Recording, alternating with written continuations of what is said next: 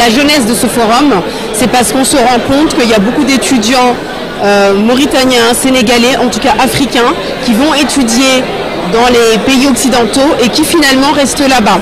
Alors l'idée c'est d'inverser les tendances, de diversifier l'offre de formation dans nos pays aussi, d'inciter la jeunesse à aller sur les secteurs porteurs, les secteurs innovants, pour que demain elle puisse travailler dans leur pays, que la jeunesse puisse aussi se saisir des sujets et des défis de demain.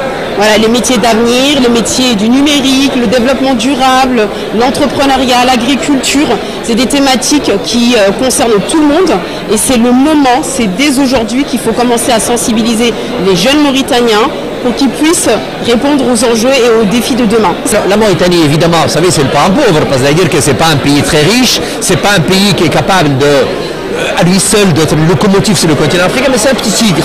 Ça veut dire quoi? Ça veut dire qu'elle est capable de développer à partir de ce qu'elle émet elle-même une compétence relativement importante dans un secteur, 3 secteurs d'économie clés, le fer, le poisson et désormais le gaz. Mais ce qu'on oublie très souvent, c'est que le secteur tertiaire de Mauritanie est le plus grand pourvoyeur d'emplois, le plus grand pourvoyeur de créateurs de richesses. Et étonnamment, c'est celui qui s'exporte le plus. C'est-à-dire que si la Mauritanie ne se dit pas, demain je vais être un pays de gaz, et je vais oublier les données fondamentales qui ont constitué jusqu'ici ce que je suis, c'est-à-dire une économie de la pêche qui est à développer, la Mauritanie a un potentiel d'1 800 000 tonnes. Elle en exploite très peu, elle en transforme encore moins.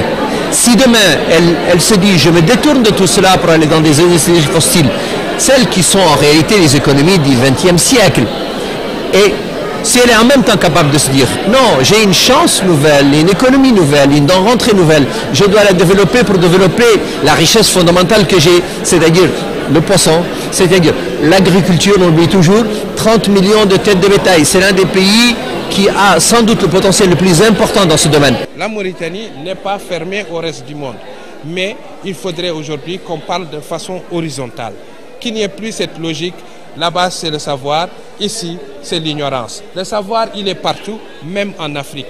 Aujourd'hui, on a Internet, il y a l'intelligence artificielle, il y a la technologie, et je pense que ça c'est la pyramide opérationnelle sur laquelle il faut se concentrer.